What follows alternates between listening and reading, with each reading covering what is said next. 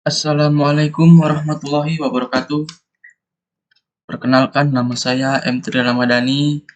NPM saya 2014 310005. Saya dari kelas reguler 1, klaster 2, 3B2. Eh, Program studi Teknik Arsitektur. Saya dari mahasiswa Universitas Pembangunan Pancabudi Medan.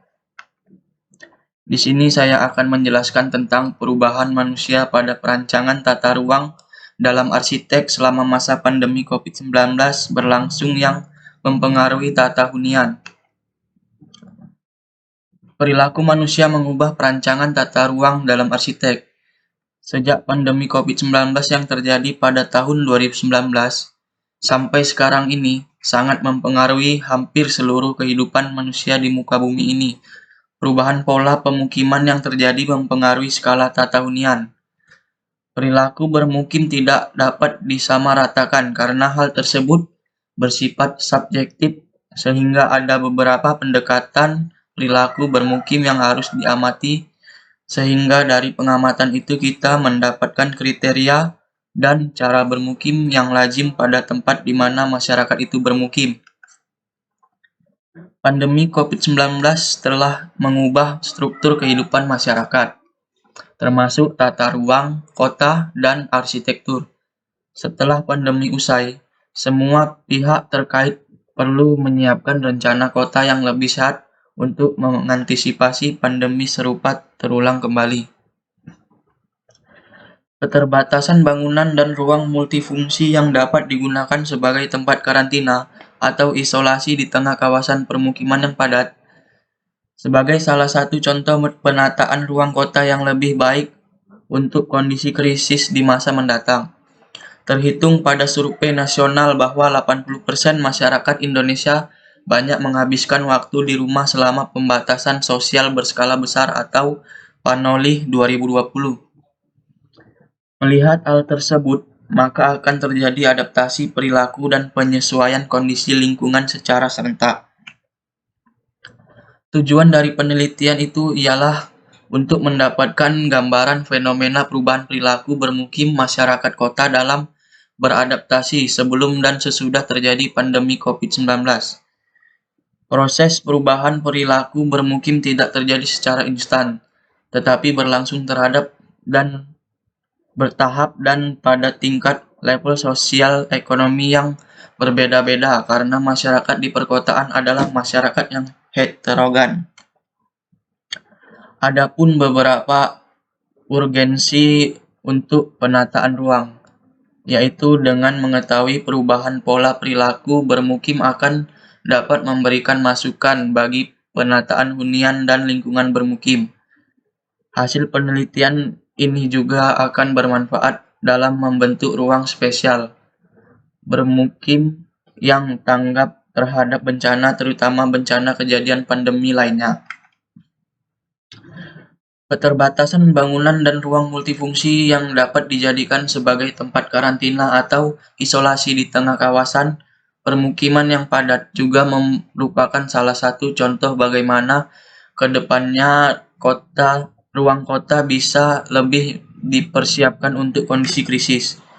Kemudian, kapasitas dari pelaku kesehatan, institusi, dan masyarakat diperlukan untuk tanggap sekaligus efisien dalam menjaga layanan rutin kesehatan yang prima saat krisis. Hal ini dilakukan dengan belajar dari pengalaman krisis untuk penyesuaian kapasitas dan ketangguhan pelayanan kesehatan. Sedangkan bagi para perencana diminta tetap krisis dalam mengobservasi fenomena dan dampak yang ada terutama untuk beberapa hal seperti dampak terhadap ruang dan sifat keruangan kota dan wilayah. Perilaku yang harus diubah adalah kebiasaan atau false ways, merupakan masyarakat Indonesia dari berbagai kalangan untuk berkumpul, bersosialisasi, dan bercengkrama dalam sebuah tatanan sosial yang cenderung berupa keramaian atau seperti pasar, hajatan, dan kondangan. Kebiasaan ini harus diubah dalam arti melakukan hal tersebut tetapi secara daring atau online meeting, online shopping, dan online events. Perilaku yang harus diubah juga adalah pemberian jarak antar orang sekitar 1 meter atau lebih. Hal ini agar membantu mengurangi kemungkinan terjadinya infeksi antar orang. Diperlukan waktu agar masyarakat dapat menyesuaikan diri atau beradaptasi terhadap perubahan ini, yang dapat dipercepat apabila terdapat insentif atau bantuan dari pemerintah. Penyesuaian perilaku selama pandemi COVID-19 akibat perubahan pola kegiatan bekerja dan belajar dari rumah memberikan dampak besar pada kegiatan sehari-hari di dalam rumah. Ini bertujuan untuk mengungkap faktor yang mempengaruhi tingkat kepuasan penghuni dan mengungkap ragam modifikasi hunian yang dilakukan selama masa pandemi COVID-19. Hasil yang diharapkan dapat digunakan untuk menjadi rekomendasi desain untuk hunian yang adaptif apabila terjadi perubahan situasi yang tiba-tiba. Strategi yang baik diperlukan kegiatan adaptasi perilaku dan penyesuaian kondisi fisik bagi rumah. Penyesuaian penataan telah dilakukan. Ada kalanya kondisi fisik hunian belum mampu memfasilitasi aspek fungsional. Hal tersebut akan memunculkan respon tertentu oleh penghuni. Metode adaptasi adalah mengubah atau merancang lingkungan agar lebih sesuai dengan kebutuhan dan perilaku manusia. Persiapan melakukan adaptasi kebiasaan baru. Lalu, apa yang harus kita persiapkan untuk melakukan kebiasaan adaptasi baru dalam kegiatan kita sehari-hari? Secara pribadi, persiapkan mental untuk menerima segala perubahan kebiasaan yang akan terjadi. Semua orang diminta berperilaku hidup sehat dan memperhatikan protokol kesehatan pencegahan COVID-19 yang selama ini sering didengungkan. Protokol pencegahan itu diantaranya yaitu 1. Selalu menggunakan masker jika bepergian keluar rumah. 2. Memahami etika batuk. 3. Tidak keluar rumah jika tak memiliki kepentingan mendesak. 4. Rajin mencuci tangan dengan air bersih mengalir dan sabun atau menggunakan hand sanitizer dengan kadar alkohol minimal 60%. 5. Tidak bertukar barang dengan orang lain di tempat kerja, misalnya membawa piring, gelas, dan sendok sendiri. 6. Menjaga jarak dan menghindari kerumunan. Adapun adaptasi, yaitu adaptasi adalah usaha seorang sebagai tanggapan atas penyesuaian kondisi fisik pada rumahnya dengan cara melakukan perubahan perilaku. Sedangkan penyesuaian yaitu usaha seseorang memenuhi kebutuhan dengan bentuk tindakan berupa membuat perubahan atau penambahan terhadap rumahnya. A. Adaptasi dengan penyesuaian, yaitu beradaptasi dengan cara menyelaraskan diri dengan lingkungan sekitar yang ada. B. Adaptasi dengan aksi, beradaptasi dengan cara melakukan perubahan-perubahan pada lingkungan dan dapat dinilai sebagai tindakan menolak atau melakukan terhadap lingkungan. C. Adaptasi dengan penarikan, beradaptasi dengan cara menarik diri pindah dari lingkungan tersebut.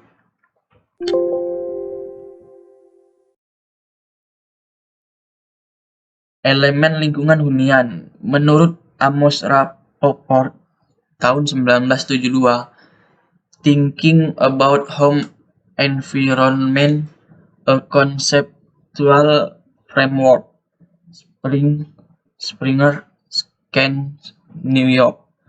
Terdapat beberapa elemen hunian, yaitu A. Home range, B. Core area, C. Territory, D. Jurisdiction, E. Personal distance. Metode pengumpulan data. Penelitian ini dilakukan ketika pandemi COVID-19 sedang melanda seluruh dunia pada umumnya dan Indonesia pada khususnya. Sejak kasus pertama penderita virus COVID-19 diumumkan oleh pemerintah Republik Indonesia pada tanggal 2 Maret 2020 hingga saat ini, angka penderita COVID-19 masih terus bertambah dan grafik menunjukkan peningkatan terus dari hari ke hari. Penelitian ini merupakan penelitian deskriptif kualitatif dengan tujuan penelitian adalah menganalisa perubahan aktivitas dan pola bermukim masyarakat di Indonesia yang terjadi selama pandemi COVID-19 pada dua skala geografis, yaitu pada skala unit hunian dan skala lingkungan hunian. Penyebaran kuesioner dilakukan secara online. Pembangunan hunian pada pandemi harus memperhatikan host design, circulation, dan interior. Memperhatikan pola lingkungan, yaitu 1. Building, 2. Open space, 3. Accessibility, 4. Vegetation. Dampak COVID-19 pada perilaku manusia yaitu 1. Work from home atau WFA. Fenomena work from home sudah mulai berkembang walaupun banyak perdebatan mengenai masalah ini.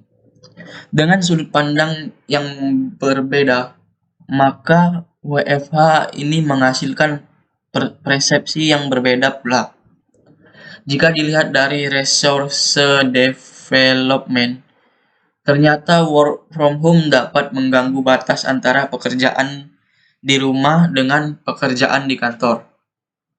Jika dilihat dari sudut pandang keluarga, bagi wanita, work from home sangat membantu karena dapat menjaga anak dan mengurus rumah sambil bekerja. 2. School from home. Kegiatan pembelajaran ini pun dipaksa diubah menjadi sekolah dari rumah dengan metode online atau secara daring untuk memutus rantai penyebaran COVID-19. Akibat dari pembelajaran dari rumah sangatlah negatif, membuat para anak atau mahasiswa menjadi kurangnya informasi dari sekolah atau kampus. Bukan hanya itu, berkurangnya ekonomi masyarakat pun memaksa mereka membeli handphone untuk anak mereka agar dapat terlaksananya pembelajaran dari rumah, membuat mereka semakin kesulitan dalam segi ekonomi. 3.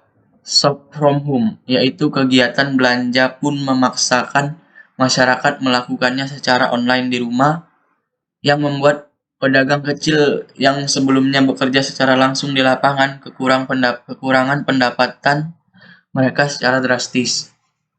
Bahkan sering pula mereka berselisih dengan aparat-aparat yang melakukan tugas untuk pembatasan kegiatan di luar rumah. Aktivitas untuk melakukan kegiatan di dalam rumah seperti work from home dan school from home harus memiliki teritori tersendiri agar tidak terganggu satu dengan yang lainnya. Hunian juga harus memiliki banyak ruang terbuka atau ventilasi agar cahaya atau udara dapat masuk ke dalam hunian tersebut. Contoh perubahan perilaku manusia juga sangat berubah drastis, yaitu berlomba-lomba menjaga kesehatan mereka dengan melakukan kegiatan berolahraga, mencuci tangan, keluar rumah memakai masker, mengkonsumsi lebih banyak makanan-makanan yang sehat seperti buah dan sayur, lebih banyak beraktivitas di dalam rumah. Dalam hunian juga harus fleksibel. Bagaimana jika pemerintah memberitahukan jika ada varian jenis COVID atau virus terbaru sehingga kita sudah siap menghadapi kasus tersebut? Memiliki ruang isolasi tersendiri, tetapi tidak membatasi kebutuhan fisik dari penghuni untuk dapat terpenuhi. Kita harus memikirkan perancangan hunian sebelum kasus-kasus tersebut terjadi. Sifat individualis manusia juga menjadi lebih tinggi, menjadi mementingkan diri sendiri daripada mementingkan keperluan orang lain. Bentuk sosial manusia secara langsung juga berkurang secara drastis karena batasan-batasan yang diberlakukan pemerintah agar rantai penyebaran COVID-19 dapat berkurang, yaitu physical distancing. Arsitektur juga harus dapat memikirkan bagaimana sirkulasi yang diperlakukan untuk hunian yang aman dan fleksibel. Dengan ventilasi atau pencahayaan pada kondisi saat ini, sangat disarankan berjemur karena berjemur dapat meningkatkan imun kita.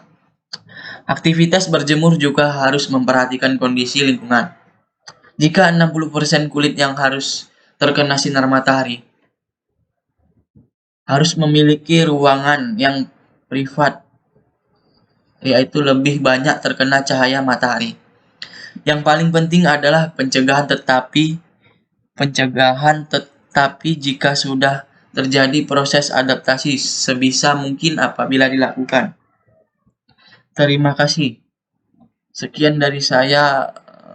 Assalamualaikum warahmatullahi wabarakatuh.